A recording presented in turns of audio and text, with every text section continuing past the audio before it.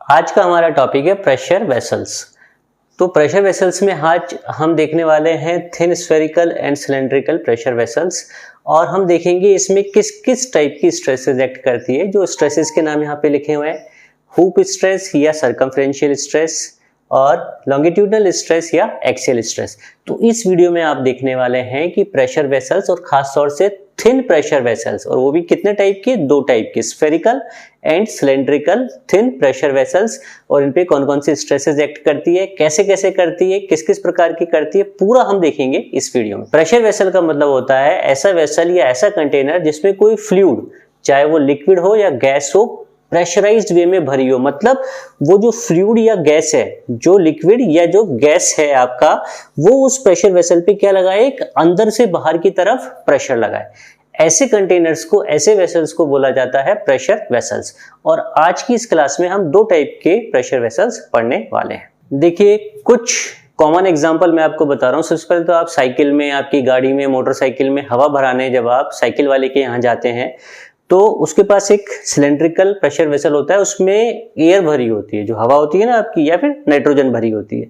वो air compressed वे में भरी होती है, मतलब एयर क्या है, कंप्रेस्ड है उसके अंदर। जब एयर कंप्रेस्ड होगी तो क्या लगाएगी, प्रेशर लगाएगी। किसके ऊपर, वेसल के ऊपर, जिस भी वेसल के अंदर वो है, जिस भी कंटेनर में वो है। तो फर्स्ट एग्जांपल है cylindrical tank for compressed air. ये आप लोग देखते ही है, आप में से अधिकतर लोगों ने देखा होगा साइकिल वाले के यहाँ, जिससे आप साइकिल में हवा भराते हैं।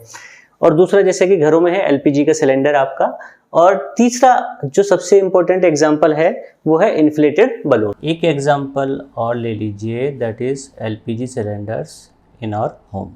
अब हम एक प्रैक्टिकल करके देखते हैं कि आपकी स्फेरिकल और सिलेंड्रिकल प्रेशर वेसल में क्या अंतर है विद रेस्पेक्ट ऑफ स्ट्रेसेस के रेस्पेक्ट में, दोनों में क्या डिफरेंस है।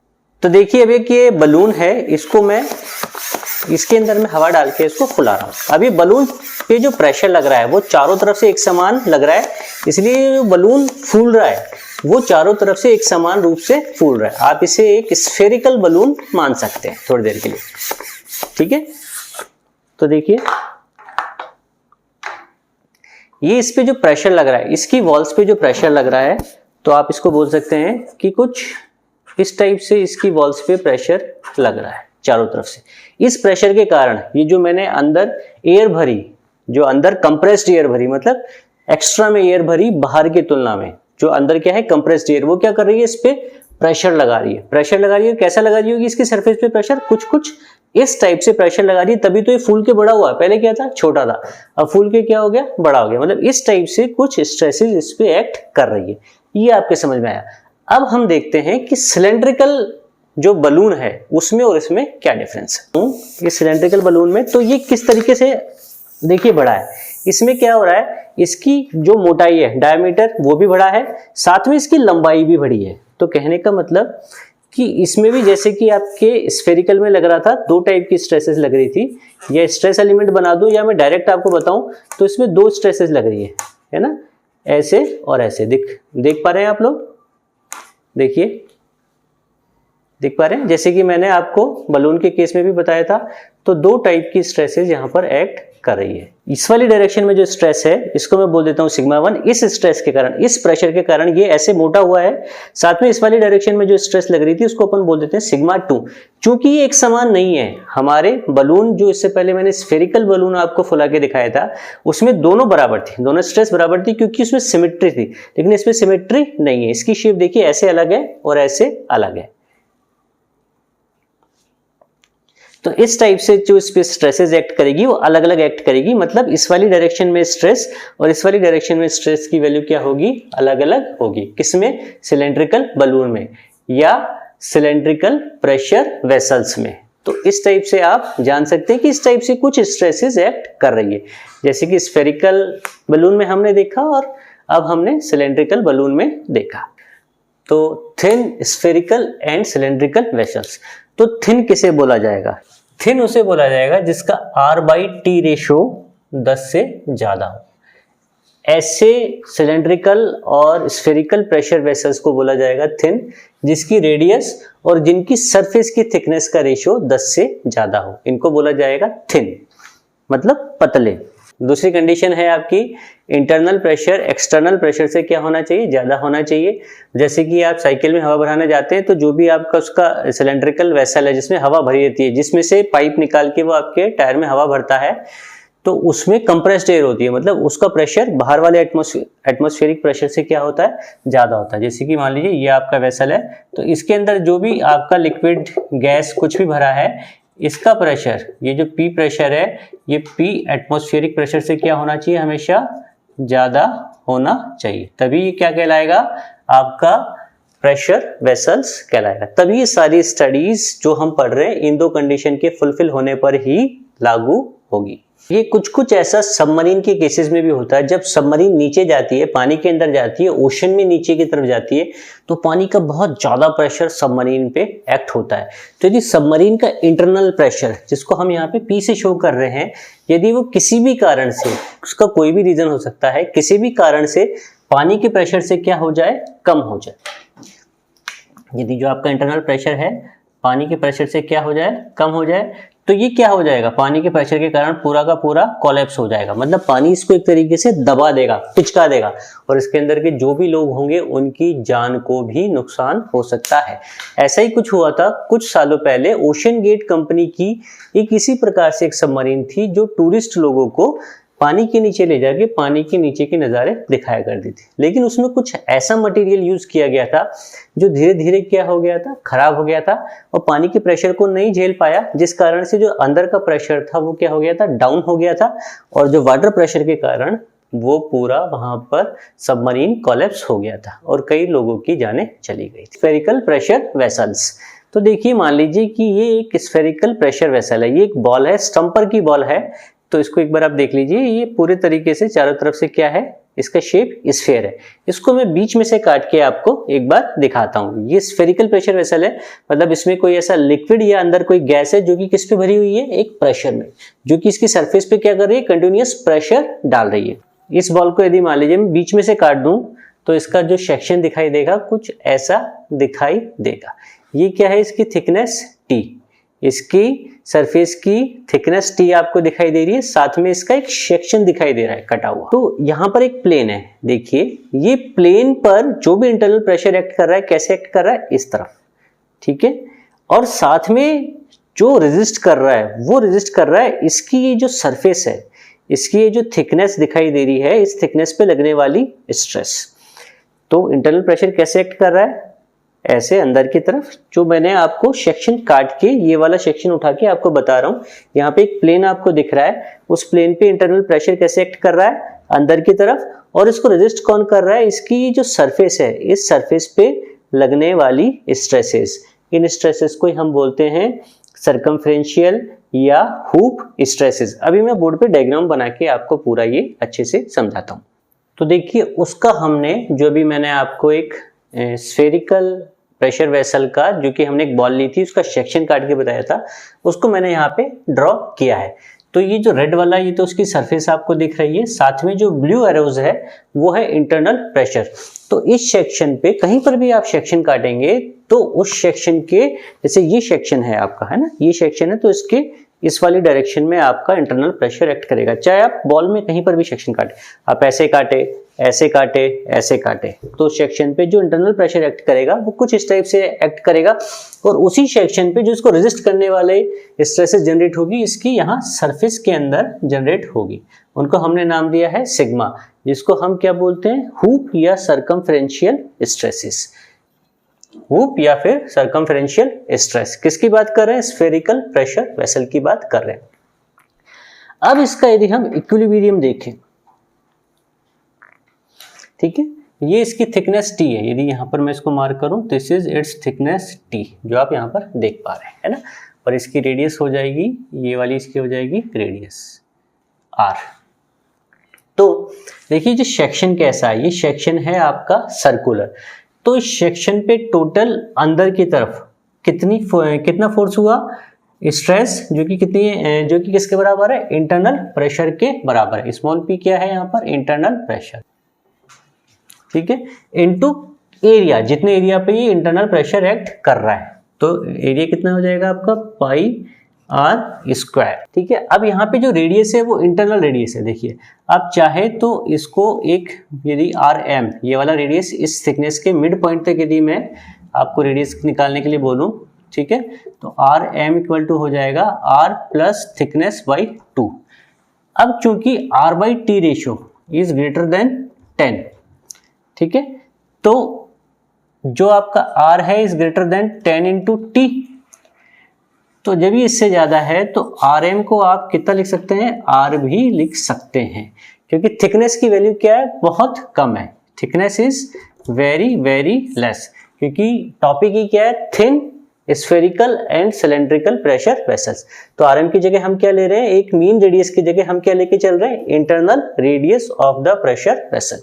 ये बात ध्यान रखिएगा।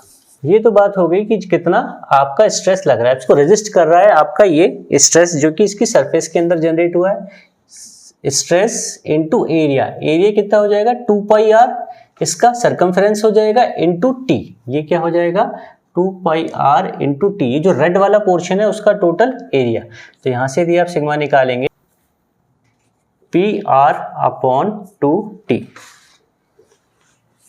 इसी को बोला जाता है हुप या सरकमफ्रेंशियल स्ट्रेस। ये वाला stress, membrane stress, this is uniform tensile stress in all directions. All directions में क्या होगी, सेम होगी। जैसे बलून के केस में हमने देखा था, बलून जब हमने फैलाया था तो एक समान रूप से बलून बढ़ा था, ठीक है। तो यहां पर मान लीजिए अब मैं कोई स्ट्रेस एलिमेंट ले लेता हूं, यहां पर मैं एक स्ट्रेस एलिमेंट बनाता हूं इस टाइप से, ठीक है। तो इस पर जो स्ट्रेस लग रही होगी एक समान लग रही होगी चारों तरफ। ये ऑलरेडी बलून का एग्जांपल देके मैं आपको समझा चुका हूं। इसको कई बार गेज प्रेशर भी बोला जाता है। इंटरनल प्रेशर को गेज प्रेशर, तो कहीं किसी क्वेश्चन में आ जाएगी गेज प्रेशर मतलब किसकी बात हो रही है, इंटरनल प्रेशर की। गेज प्रेशर होता है एटमॉस्फेरिक प्रेशर से जितना ज्यादा प्रेशर होता है उसी को क्या बोला जाता है, गेज प्रेशर बोला जाता है। तो इसको और बोल सकते हैं प्रेशर अबव एटमॉस्फेरिकल और एक्सटर्नल प्रेशर। बेसिकली ये है गेज प्रेशर आपका। अब हम देखते हैं कि अब देखिए चूंकि ये जो मोटाई है, जो थिकनेस है, ये हम क्या है बहुत कम लेके चल रहे हैं, क्योंकि नाम है ना थिन प्रेशर वेसल्स। तो हम ये मान सकते हैं कि जो स्ट्रेस का वेरिएशन है अलोंग द थिकनेस क्या रहता है, सेम रहता है। हम ये मान सकते हैं कि uniform stress distribution along the thickness. Along the thickness का मतलब होता है कि यहाँ पर जो स्ट्रेसेस लग रही है और यहाँ पर जो स्ट्रेसेस लग रही है इंटरनल पे और आउट पे, कहाँ पे, इंटरनल और आउटर सरफेस पे, इंटरनल एंड आउटर सरफेस पे जो स्ट्रेस वेरिएशन होगा वो क्या होगा, यूनिफॉर्म होगा, मतलब कोई चेंज नहीं होगा। Stress distribution is uniform. So there will be a uniform stress distribution across the thickness T. thickness T के across stress distribution क्या होने वाला है, आपका यूनिफॉर्म होने वाला है। ये ध्यान रखिएगा। तो देखिए ये जो आपका स्ट्रेस एलिमेंट है उसको मैंने अलग से यहाँ बना दिया है। ये स्ट्रेस एलिमेंट मान लीजिए मैं यहाँ पर कहीं मार्क कर देता हूँ। तो देखिए ये मान लीजिए आपका स्ट्रेस एलिमेंट है, तो इसमें ऐसे ऐसे ऐसे और ऐसे ही स्ट्रेस लग रही है, ठीक है। तो जब भी सिर्फ किसी भी स्ट्रेस एलिमेंट पे, जब भी किसी स्ट्रेस एलिमेंट पे सिर्फ नॉर्मल स्ट्रेसेस एक्ट करती है तो ये जो प्लेन्स कहलाते हैं, ये क्या कहलाते हैं, आपके प्रिंसिपल प्लेन्स। तो ऐसा कोई भी प्लेन जिसपे शेयर स्ट्रेस जीरो है, ये हमने देखा शेयर स्ट्रेस जीरो इसलिए होगी क्योंकि इस पे स्ट्रेस क्या होता है आपका, क्योंकि ये क्या है, सिमेट्रिकल है। आपका ये जो स्फेरिकल प्रेशर वेसल है ये क्या है, सिमेट्रिकल है। तो इस पे जो खिंचाव आना है, चाहे ऐसे आना है कि चाहे ऐसे आना है, वो क्या आएगा, बराबर आएगा, पहली बात तो। और दूसरी बात, ड्यू टू सिमेट्रिक किसी भी प्रकार की शेयर स्ट्रेसेस इस खासतौर से इस आउटर सरफेस पे अभी एक्ट नहीं हो रही है। खासतौर से कौन सी डायरेक्शंस पे, इसमें और इसमें, ऐसे इस प्रकार की डायरेक्शन, मतलब आपस में परपेंडिकुलर डायरेक्शंस में आपकी shear stresses एक्ट नहीं हो पा रही है due to the symmetry of this spherical pressure vessel. तो स्ट्रेस एलिमेंट कैसा होगा, कुछ ऐसा होगा, कुछ ऐसा होगा। तो इन पर जो शेयर स्ट्रेसेस होगी वो कितनी होगी, जीरो। इस स्ट्रेस एलिमेंट पे शेयर स्ट्रेसेस क्या होगी आपकी, जीरो होगी। तो आप जानते हैं कि टाउ मैक्सिमम, तो आउटर सरफेस पे यदि आप मैक्सिमम शेयर स्ट्रेस निकालनी है, ठीक है, तो ये आपके पास स्ट्रेस एलिमेंट है, इससे आप टाउ मैक्सिमम कैसे निकाल सकते हैं। तो हमने पढ़ा था, हमारे आई बटन पे क्लिक करके आप उस वीडियो पे जा सकते हैं, हमारे प्रीवियस वीडियो पे, जिसमें मैंने बताया था tau maximum, maximum shear stress निकालना, जो कि किसके बराबर होती है, सिग्मा 1 माइनस सिग्मा 2 बाई 2 के बराबर होती है। सिग्मा 1 और सिग्मा 2 क्या होता है, major and minor principal stresses होते हैं। तो सिग्मा 1 मतलब प्रिंसिपल स्ट्रेसेस होते हैं, सिग्मा 1 एंड सिग्मा 2 बोथ। तो हमारे केस में सिग्मा 1 और सिग्मा 2 दोनों सिग्मा है और दोनों की वैल्यू क्या है, सेम है। तो ये टाउ मैक्सिमम की वैल्यू कितनी आ गई, जीरो। मतलब आउटर सरफेस पे जो अभी आपका स्ट्रेस एलिमेंट होगा उस पे मैक्सिमम शेयर स्ट्रेस हमेशा क्या रहेगी, जीरो। तो जो मैक्सिमम शेयर स्ट्रेस होगी इस वाले प्लेन में, कौन से वाले प्लेन में, जिस प्लेन में आपका ये एलिमेंट है। तो अब मान लीजिए इसको मैं काट के, ये जो आपका स्ट्रेस एलिमेंट मैंने यहाँ पे बनाया है, इस स्ट्रेस एलिमेंट को काट के मैं अलग से यहाँ पर शो कर रहा हूँ। मान लीजिए ये स्ट्रेस एलिमेंट है, ठीक है, ये वाला स्ट्रेस एलिमेंट है छोटा सा। एक्चुअल में स्ट्रेस एलिमेंट बहुत छोटा होता है, लेकिन इसको बड़ा करके मैं यहाँ पे दिखा रहा हूँ।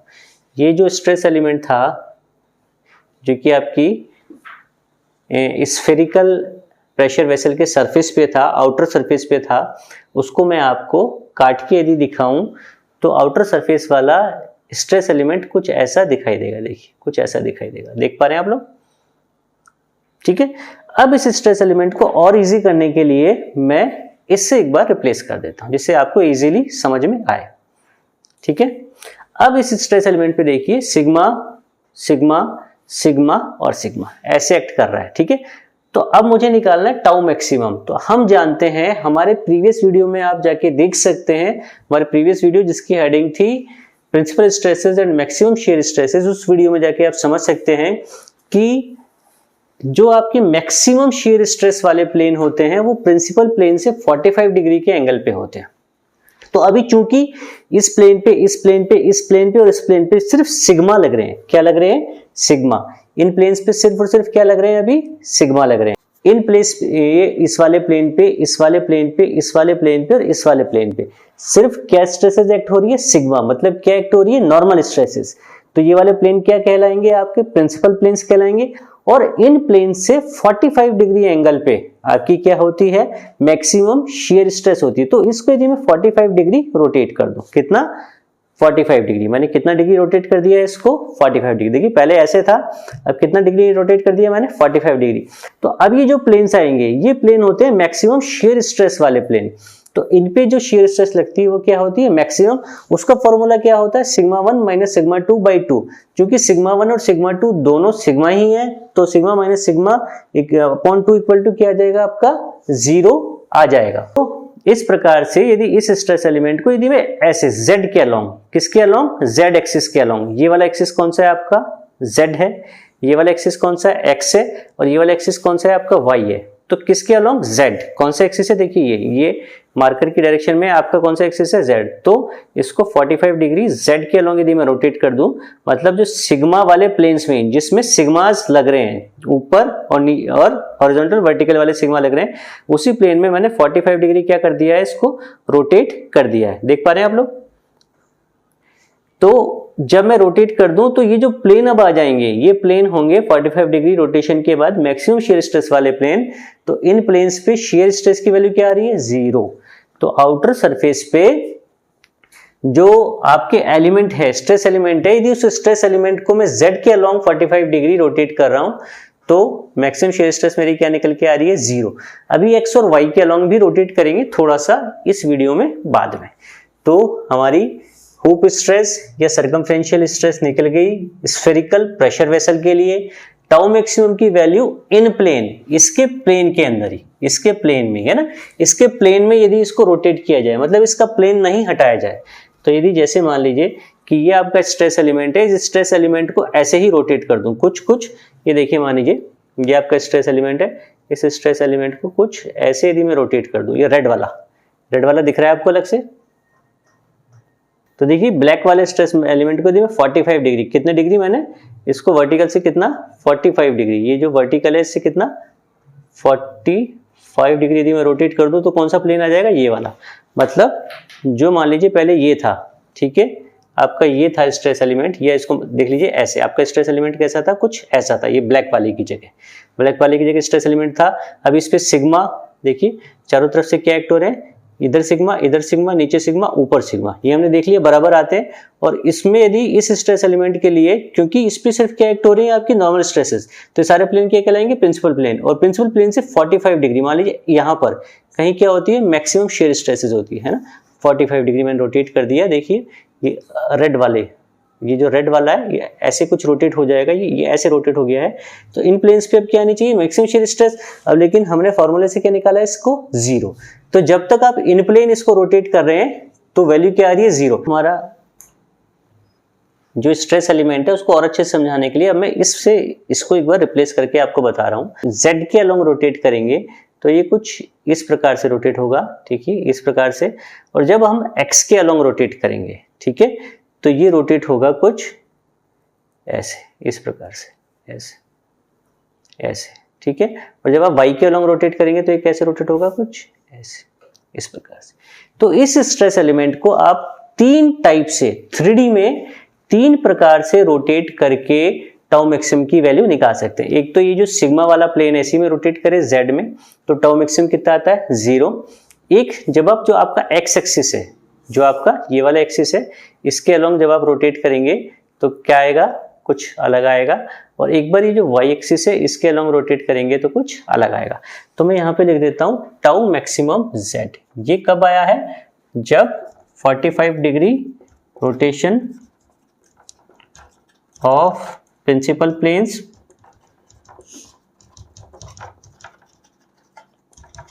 अलोंग Z एक्सिस के अलोंग 45 डिग्री रोटेट करने पर ये आया है, ठीक है। तो एक तो जो इंपॉर्टेंट चीज है वो ये है हुप स्ट्रेस, यहाँ पे मैं और लिख देता हूँ हुप स्ट्रेस।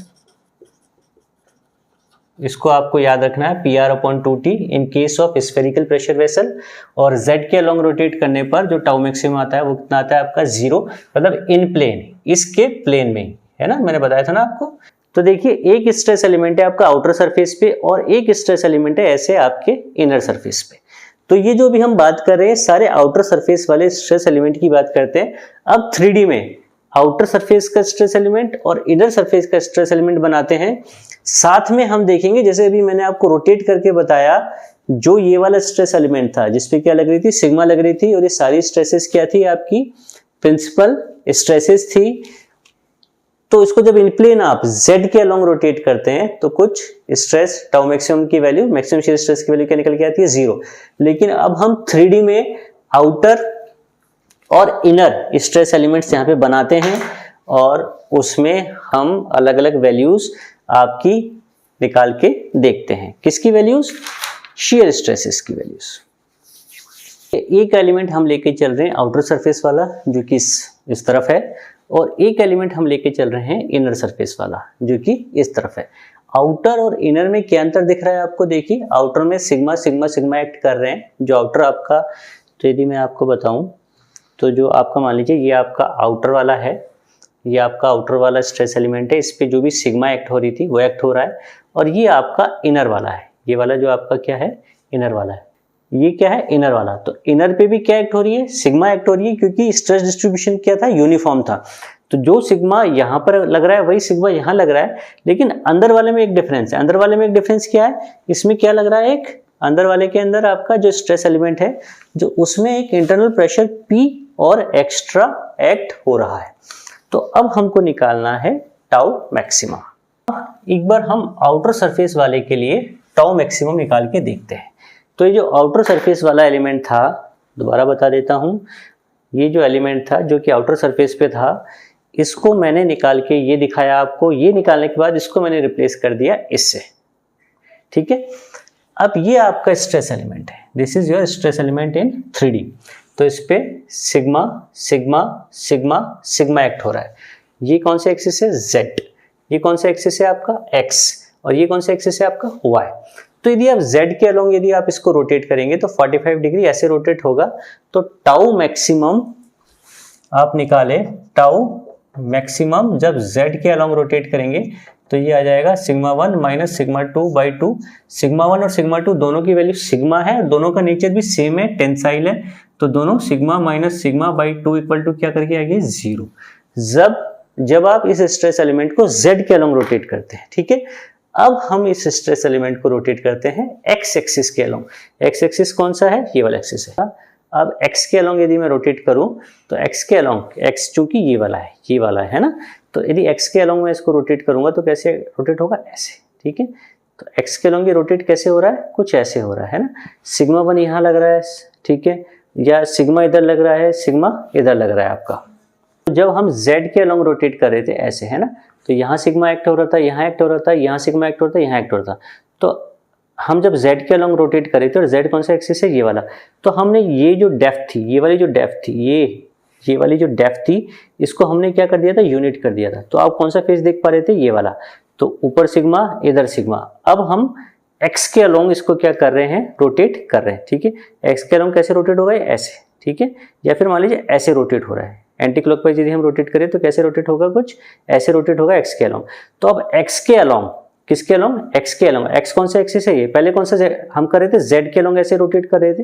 तो z को, कौन से को, मतलब ये वाला z एक्सिस ये था, z एक्सिस के अलोंग रोटेशन कैसा होगा, ऐसा। तो z एक्सिस को क्या बनाया, यूनिट। तो कौन सा फेस दिखा, सिर्फ ये वाला, तो सिग्मा दिख गया, ये वाला सिग्मा दिख गया, ये सिग्मा दिख गया, ये सिग्मा दिख गया। अब आप x एक्सिस, कौन सा एक्सिस है, ये वाला, इसके अलोंग जब आप रोटेट करोगे, ठीक है, ये x एक्सिस के अलोंग जब आप रोटेट करोगे तो ये रोटेशन एंटी क्लॉकवाइज में कुछ ऐसा होगा। मान लीजिए ये इसकी फाइनल पोजीशन है आफ्टर डूइंग रोटेशन, ठीक है। तो अब आपको यूनिट कहाँ करना है, पहले z के अलोंग आपने यूनिट किया था, अब यूनिट करना है आपको x में। तो ये करके ये, तो आपको फेस कौन सा दिखाई देगा, बेसिकली ये वाला। कौन सा फेस दिखाई दे रहा है, ये वाला, ठीक है। तो अब इस फेस पे देखिए, आपका इस वाली डायरेक्शन में तो कुछ लग ही नहीं रहा, आउटर सरफेस पे, सिर्फ इस वाली डायरेक्शन में क्या लग रहा है, सिग्मा। इस वाली डायरेक्शन में क्या लग रहा है, सिग्मा। तो एक तो आपका सिग्मा इधर लग रहा था, एक सिग्मा इधर लग रहा था, लेकिन इसको तो अब हम क्या कर दिए, इस वाली डायरेक्शन को तो हमने क्या कर दिया, यूनिट। तो ये वाला जो सिग्मा था वो तो आपका क्या हो गया, खत्म। अब आपको क्या दिख रहा है, एक तो ये वाली डायरेक्शन दिख रही है और ये वाली डायरेक्शन दिख रही है, जब आप x के अलोंग क्या कर रहे हैं, रोटेट कर रहे हैं। तो इसमें कितना है, सिग्मा, और इस वाली डायरेक्शन में तो कुछ है ही नहीं, ठीक है।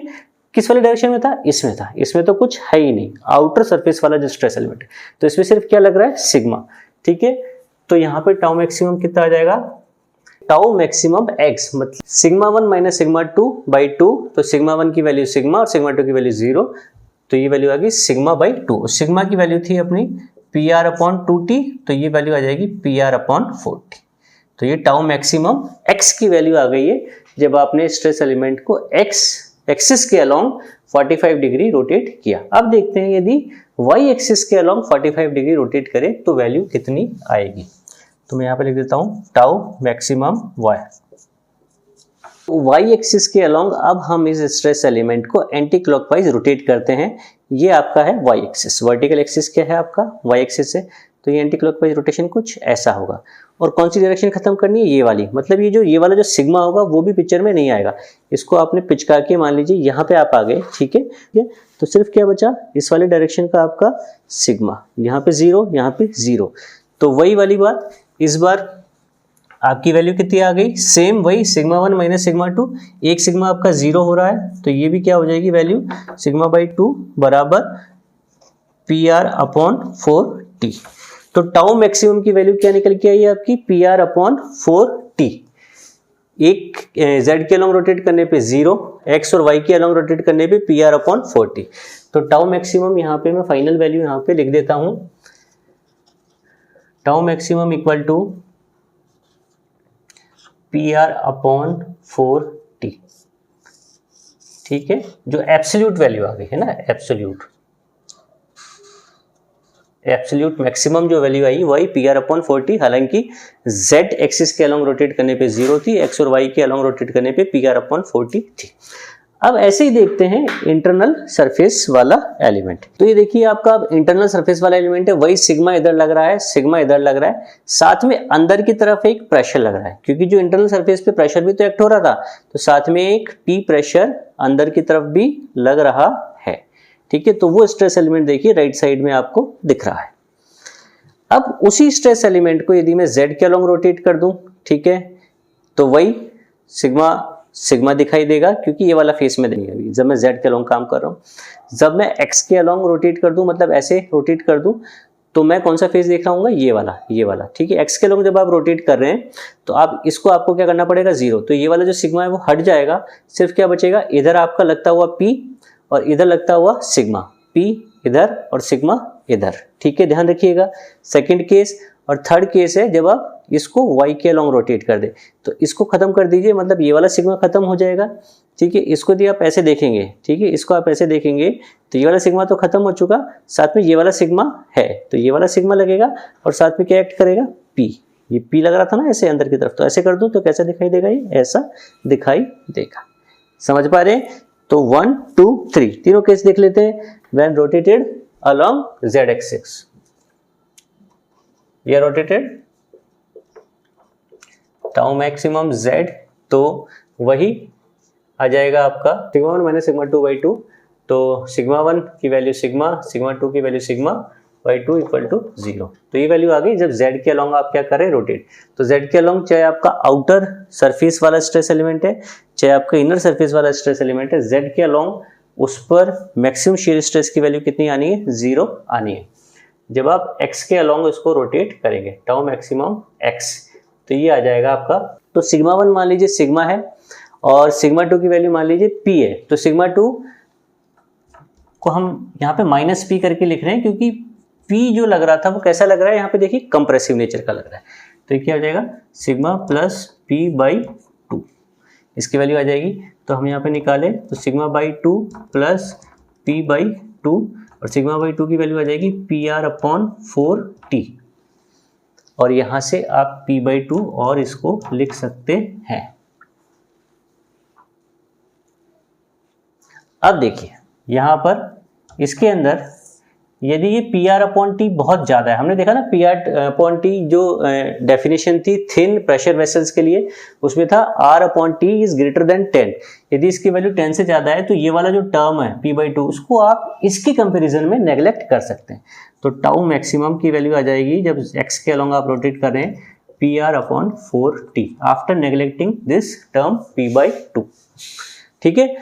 अब रोटेट करते हैं y एक्सिस के अलॉन्ग, तो देखिए टाउ मैक्सिमम y की वैल्यू निकालनी है, तो आ जाएगी सिग्मा 1 माइनस सिग्मा 2 बाई 2, तो सिग्मा 1 की वैल्यू सिग्मा 2 की वैल्यू माइनस p बाई 2, तो ये भी वही आ जाएगी sigma by 2 plus p by 2।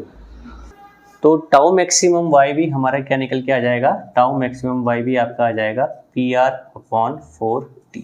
In plane हमेशा क्या रहेगी, शेयर स्ट्रेसेस आपकी 0 रहेगी, लेकिन आउट ऑफ प्लेन रोटेशन करने के बाद जो शेयर प्लेन्स मिलेंगे, मैक्सिमम शेयर स्ट्रेस वाले प्लेन मिलेंगे, उन पे वैल्यूज रहेगी PR upon 4t, PR upon 4t, चाहे वो आपका आउटर सरफेस है कि चाहे वो आपका इनर सरफेस है, किसमें, स्फेरिकल प्रेशर वेसल में। तो एक बार समराइज कर देते हैं सारी चीज़ों को स्फेरिकल प्रेशर वेसल के लिए। यहाँ पे मैं समराइज करके लिख देता हूँ, जिससे आप इसका स्क्रीनशॉट ले लें और आपको वैल्यूज ध्यान रहे। तो जो हुप स्ट्रेस आती है वो आती है PR अपॉन 2t, इसको बोला जाता है हुप स्ट्रेस या फिर सर्कमफ्रेंशियल स्ट्रेस।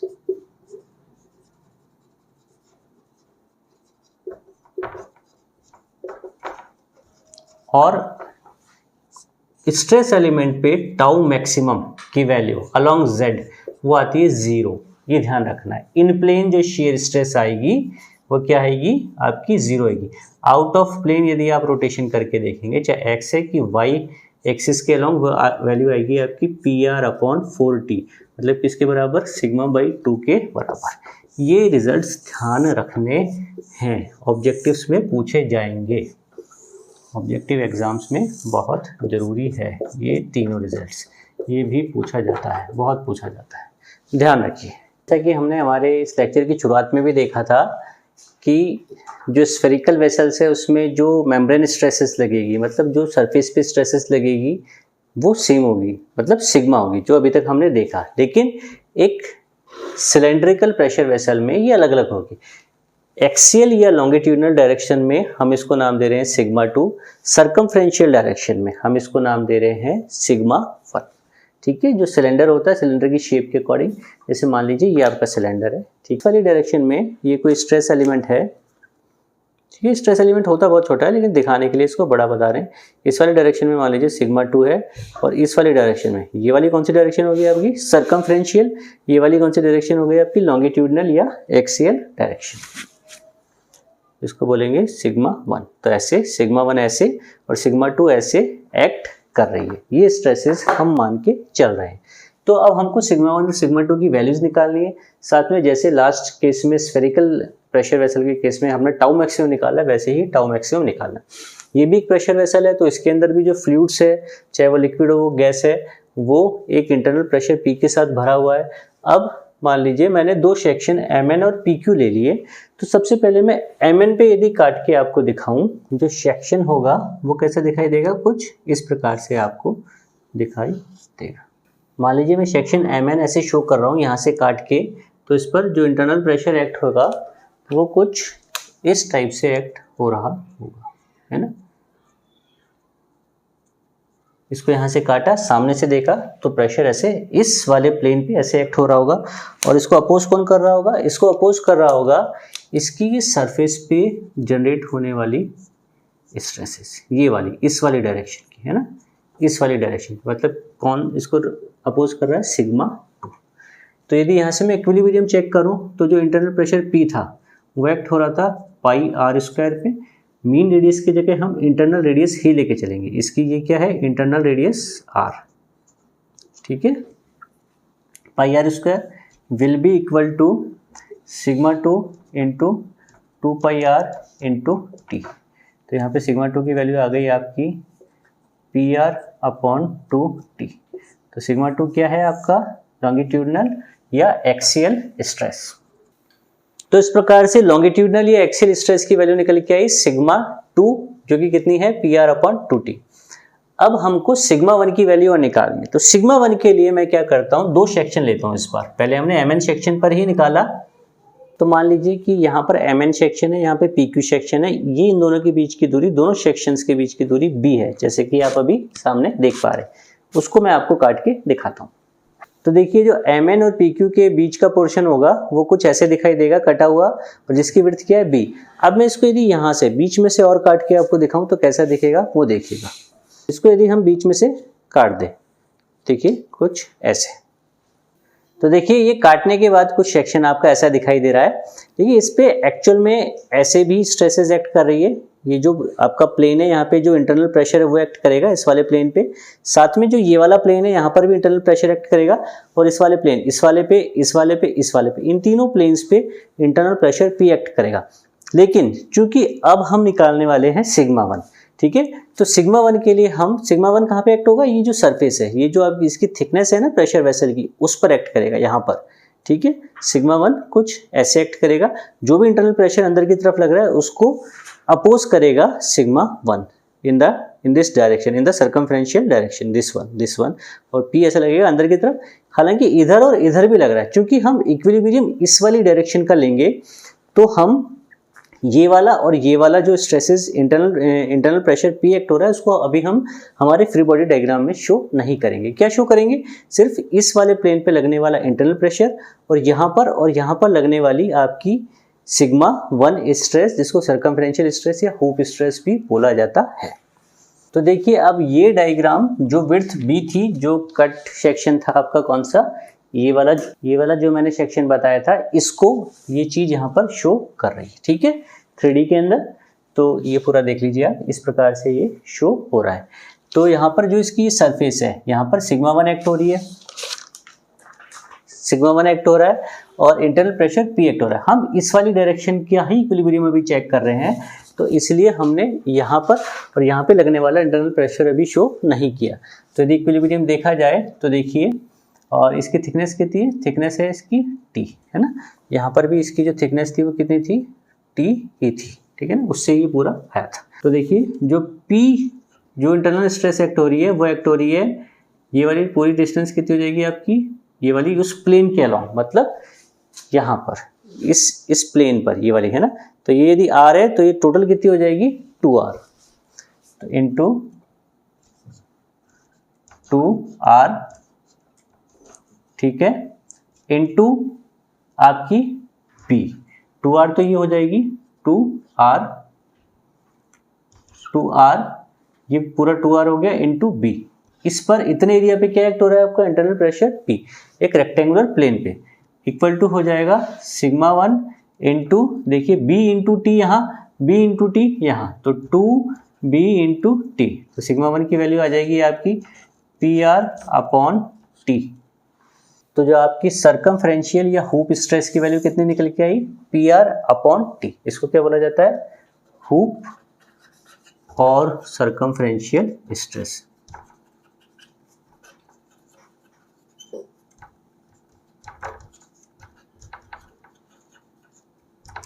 हुप या सर्कमफ्रेंशियल स्ट्रेस इसको बोला जाता है। तो यहाँ से आप लिख सकते हैं सिग्मा 1 इक्वल टू 2 सिग्मा 2, या आप लिख सकते हैं सिग्मा 2 इक्वल टू सिग्मा 1/2। ये ध्यान रखिएगा। मतलब हुप स्ट्रेस आपकी क्या होती है, दुगनी होती है किससे, लॉन्गिट्यूडनल स्ट्रेस से। ये बात ध्यान रखिएगा, आप इसकी जगह इसको ध्यान रखिए कि सिग्मा 2 सिग्मा 1/2। जो आपका लॉन्गिट्यूडनल या एक्सियल स्ट्रेन है वो हुप स्ट्रेस या सर्कमफ्रेंशियल स्ट्रेस का कितना होता है, आधा होता है। तो आपने सिग्मा 1 सिग्मा 2 निकाल दिया, अब हमको निकालना है शेयर स्ट्रेसेस। तो शेयर स्ट्रेसेस निकालने के लिए वही इंटीरियर और आउटर जो भी है आपका, मतलब एक मान लीजिए ये आपका आउटर पे कोई स्ट्रेस एलिमेंट ले लेता हूँ, और एक जो इसकी इंटीरियर सरफेस होगी, है ना, एक स्ट्रेस एलिमेंट ले लेते हैं आउटर सरफेस पे और एक स्ट्रेस एलिमेंट ले लेते हैं इंटीरियर सरफेस पे। तो वो मैं यहाँ पे 3D में स्ट्रेस एलिमेंट्स बनाता हूँ, और सेम तरीके से जैसे स्फेरिकल प्रेशर वेसल में हमने निकाला था, हम सिलेंड्रिकल प्रेशर वेसल के लिए टाउ मैक्सिमम की वैल्यूज निकाल देते हैं। टाउ मैक्सिमम की वैल्यू कैसे आएगी, इसको 45 डिग्री रोटेट करने पे along z, along x, along y, because these planes are principal planes. Why these planes are principal planes? Because only normal stresses are acting on these planes, and the planes of maximum shear stresses are at 45 degree to the planes of maximum normal stresses or the planes of principal stresses. Maximum shear stress वाला plane principal plane से या maximum normal stress वाले plane से 45 degree पर होता है। ये already हम हमारे पुराने वीडियोस में, पुराने लेक्चर्स में जान चुके हैं। तो देखिए अब हमको सेम मैंने स्ट्रेस एलिमेंट आउटर सरफेस पे और इनर सरफेस पे बना दिए। आउटर सरफेस पे सिग्मा 1 और सिग्मा 2 की डायरेक्शन आप ऑलरेडी ये देख चुके हैं। सिग्मा 2 ऐसे आएगा एक्सियल डायरेक्शन में, सिग्मा 1 सर्कमफ्रेंशियल डायरेक्शन में, और ऐसे ही सिग्मा 1 और सिग्मा 2 इनर सरफेस पे भी आएगा। लेकिन इनर सरफेस पे एक इंटरनल प्रेशर और एक्ट होगा, जो कि रेड कलर में P लिखकर मैंने शो किया हुआ है। अब मुझे निकालना है, अब चूंकि ये प्लेन, जैसे कि आपका ये वाला प्लेन, ये वाला पूरा प्लेन, ठीक है, ये वाला प्लेन या फिर ये वाला प्लेन, ये प्लेन क्या है आपके प्रिंसिपल प्लेन्स, है ना। और प्रिंसिपल प्लेन से 45 डिग्री पर कौन से प्लेन्स होते हैं, मैक्सिमम शेयर स्ट्रेस वाले प्लेन होते हैं।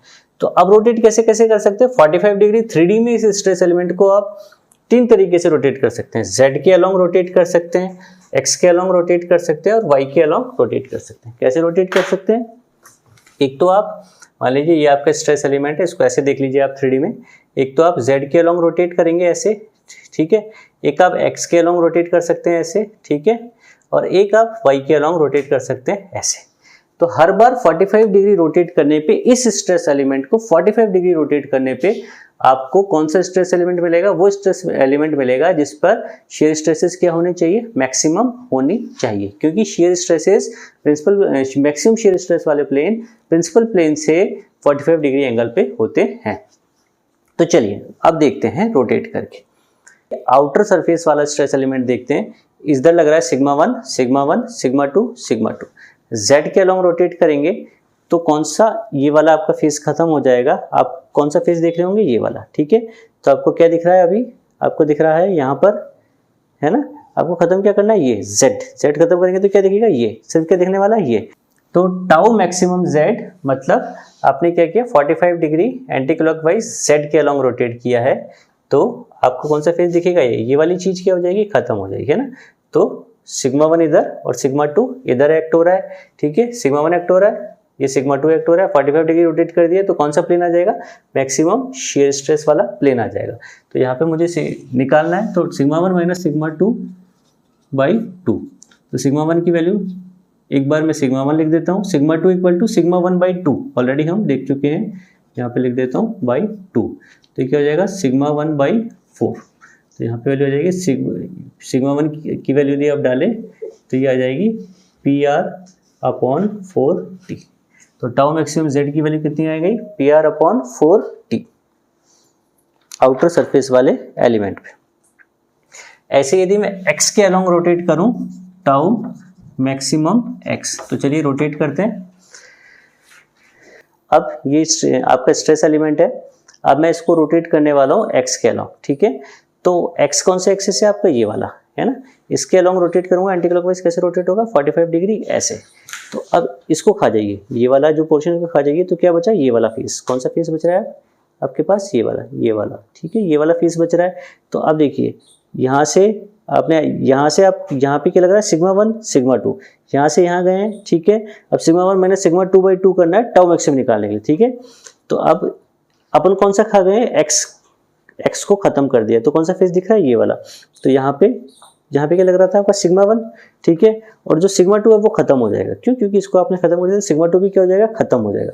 तो सिर्फ क्या बचा आपका सिग्मा 1। तो टाउ मैक्सिमम एक्स को यदि आप देखेंगे तो एक्स के अलोंग यदि आपको रोटेट करना है, एक्स के अबाउट यदि आपको रोटेट करना है, तो उस केस में जो पिक्चर में होगा वो क्या होगा, सिग्मा 1 होगा सिर्फ यहाँ पर। तो सिग्मा 1 माइनस सिग्मा 2 वो कितनी है वैल्यू, 0 है बाई 2। तो सिग्मा 1 बाई 2 ये वैल्यू आ जाएगी आपकी पी आर अपॉन 2t, ठीक है, टाउ मैक्सिमम एक्स। ये देखिए P R upon 2t, x के अलोंग, जेड के along P R upon 4t। अब अपन करते हैं इसको रोटेट टाउ मैक्सिमम वाई के अलोंग रोटेट करते हैं। तो ये वाई के अलोंग है, तो कौन सा फेस देख रहे होंगे आप, ये वाला। तो इसको खा जाइए, ये वाला जो आपका सिग्मा 1 लग रहा था उसको खत्म करना पड़ेगा, सिर्फ क्या दिखेगा सिग्मा 2, ठीक है। तो उस केस में सिग्मा 1 माइनस सिग्मा 2 बाई 2 करेंगे, तो सिर्फ क्या बच रहा है आपका सिग्मा 2 बाई 2। तो इसकी वैल्यू भी क्या आ जाएगी आपकी, इसकी वैल्यू आ जाएगी P R upon 4t। Sigma 2 sigma 1 का आधा होता है, हम ऑलरेडी देख चुके हैं। सिग्मा 2 की वैल्यू रखेंगे तो क्या आ जाएगा P R upon 4t y के अलोंग। तो यहाँ से यदि मैं बोलूँ टाई मैक्सिमम एब्सोल्यूट कितना है, एब्सोल्यूट मैक्सिमम वैल्यू कितनी है, तो इसको बोला जाएगा tie maximum tau maximum absolute. ये आ गई आपकी पी आर अपॉन 2t। ये याद रखिएगा, किसके अलोंग, एक्स के अलोंग रोटेट करने पर। ये हो गया आपका आउटर सरफेस वाला स्ट्रेस एलिमेंट। अब देखते हैं इनर सरफेस वाला। देखिए ये इनर सरफेस वाला आपका स्ट्रेस एलिमेंट है, यहां लग रहा है आपका सिग्मा 1, इधर लग रहा है सिग्मा 2, और ऐसे अंदर की तरफ है ना, जैसे यूं ऐसे अंदर की तरफ यहाँ पे क्या लग रहा है आपका P, इंटरनल प्रेशर P। अब यहाँ पे इंटरनल प्रेशर P आपका एक्स्ट्रा है। तो अब इसको हम Z के अलोंग रोटेट करते हैं, ठीक है। तो Z के अलोंग यदि आप रोटेट कर रहे हैं तो ये Z आपको खत्म करना पड़ेगा। कौन सा फेस दिख रहा है, ये इस फेस पे क्या लग रहा है, एक तो सिग्मा 1 लग रहा है, ठीक है, और क्या लग रहा है एक सिग्मा 2। बाकी P पिक्चर में नहीं आएगा क्योंकि P ऐसे लग रहा है, और Z को आपने खत्म कर दिया है ना, क्योंकि आप कौन सा फेस देख पा रहे हैं, सिर्फ ये वाला फेस देख पा रहे हैं। तो again same value tau maximum Z के अलोंग रोटेट करेंगे, सिग्मा 1 माइनस सिग्मा 2 बाई 2। अब हमारे पास सिग्मा 1 की जगह सिग्मा 1, सिग्मा 2 की जगह वापस में सिग्मा 1 बाई 2 लिख देता हूँ यहाँ पर, ठीक है, सिग्मा 1 का आधा है ना बाई 2। तो सेम वैल्यू आएगी जो यहाँ पे आई थी आपकी, ये वैल्यू आएगी पी आर अपॉन 4t। अब टाउ मैक्सिमम देखते हैं एक्स के अलोंग, ठीक है, एक्स के अलोंग देखते हैं। देखिए ये आपका स्ट्रेस एलिमेंट है। अब एक्स के अलोंग आपको एंटी क्लॉकवाइज रोटेट करना है 45 डिग्री, ऐसे रोटेट करेंगे, ठीक है। तो एक्स के अलोंग मतलब इसको खत्म करना है, ये वाला। तो मतलब जो सिग्मा 2 लग रहा होगा वो अब खत्म हो जाएगा। फेस कौन सा देख रहे हैं आप, ये वाला, ठीक है, ये वाला फेस देख रहे हैं। तो इस फेस पे, इस वाले फेस पे है ना, ये नहीं, इस वाले फेस पे क्या क्या एक्ट हो रहा है, देखिए एक तो एक्ट हो रहा है आपका P अंदर की तरफ, ठीक है, और क्या एक्ट हो रहा है आपका सिग्मा 1।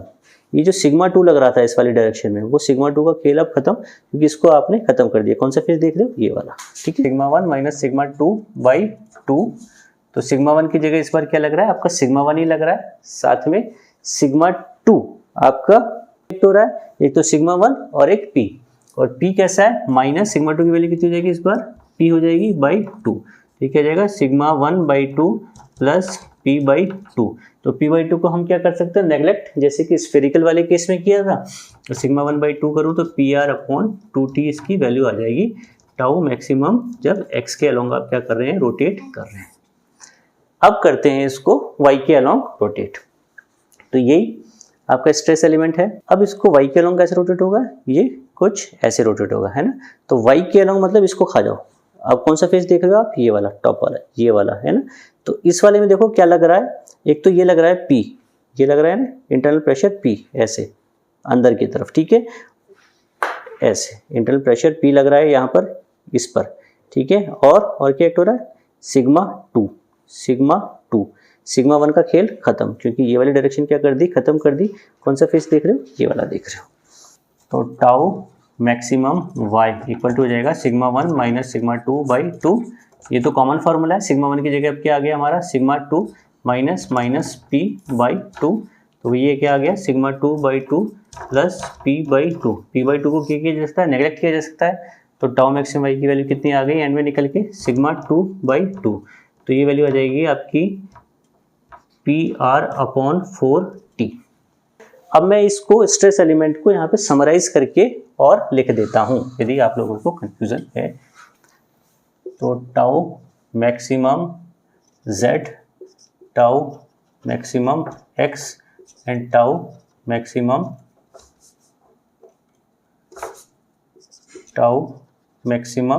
y, ये आ गया आपका PR अपॉन 4t, ये आ जाएगा PR अपॉन 2t, और ये आ जाएगा आपका PR अपॉन 4t।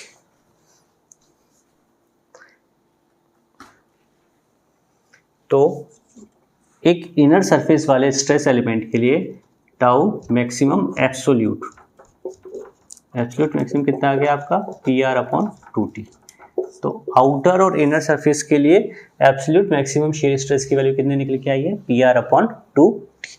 ये याद रखिएगा, स्फेरिकल वाले केस में भी हमने निकाला है। इसको भी आप कितना लिख सकते हैं? Tau maximum absolute equal to, ये आ जाएगा आपका जो भी आपका हुप स्ट्रेस है बाई 2। स्फेरिकल वाले केस में भी यही आया था, हुप स्ट्रेस बाई 2। इस वाले केस में भी हुप स्ट्रेस बाई 2, है ना। और हुप स्ट्रेस की वैल्यू कितनी है सिलेंड्रिकल के केस में? PR अपॉन t, और स्फेरिकल के केस में कितनी थी ये? PR upon 2t। ये वैल्यू ध्यान रखिएगा। एक बार मैं बोर्ड पे दोनों के लिए स्फेरिकल और सिलेंड्रिकल प्रेशर वेसल्स के रिजल्ट दोबारा समराइज करके लिख देता हूँ, जिससे आप लोगों को पूरा ध्यान रहे। पहला तो जो स्फेरिकल प्रेशर वेसल होता है उसमें हुप स्ट्रेस या लॉन्गिट्यूडनल स्ट्रेस, सर्कमफ्रेंशियल स्ट्रेस या एक्सियल स्ट्रेस क्या होती है? बराबर होती है। इसको हमने सिग्मा से शो किया है, और दोनों की वैल्यू कितनी होती है? PR upon 2t। दूसरा जो टाउ मैक्सिमम एब्सोल्यूट आता है, चाहे इनर या आउटर सरफेस, दोनों को मिला के जो मैक्सिमम वैल्यू हमारे पास आती है वो आती है सिग्मा बाई 2। जो वैल्यू सिग्मा की है उसकी आधी, जो कि कितनी आएगी? PR upon 40। और सिलेंड्रिकल प्रेशर वेसल की बात करें तो हुप स्ट्रेस और लॉन्गिट्यूडनल स्ट्रेस या फिर सर्कमफ्रेंशियल स्ट्रेस या एक्सियल स्ट्रेस की वैल्यू अलग अलग होती है। तो हुप स्ट्रेस की वैल्यू होती है PR अपॉन t, और लॉन्गिट्यूडनल स्ट्रेस की वैल्यू होती है इसकी आधी, मतलब PR अपॉन 2t। और जो टाउ मैक्सिमम एब्सोल्यूट आता है वो सिग्मा 2 के बराबर आता है, जिसकी वैल्यू कितनी होती है? PR अपॉन 2t, या फिर आप बोल सकते हैं सिग्मा 1/2। तो ये रिजल्ट आपको याद रखने हैं। ऑब्जेक्टिव में क्वेश्चंस यहीं से आएंगे, प्लस जो भी हमने वीडियो में देखा कि Z के अलोंग रोटेट करने पे क्या वैल्यूज आ रही है, और X पे और Y पे, वो भी पूछे जा सकते हैं यदि एग्जामिनर और डीप में ऑब्जेक्टिव क्वेश्चंस पूछना चाहेगा। तो आज इस लेक्चर में इतना ही। कुछ भी समझ में नहीं आता तो प्लीज़ कमेंट कीजिए और हमें बताइए, और सब्सक्राइब कीजिए और करवाइए। Thank you.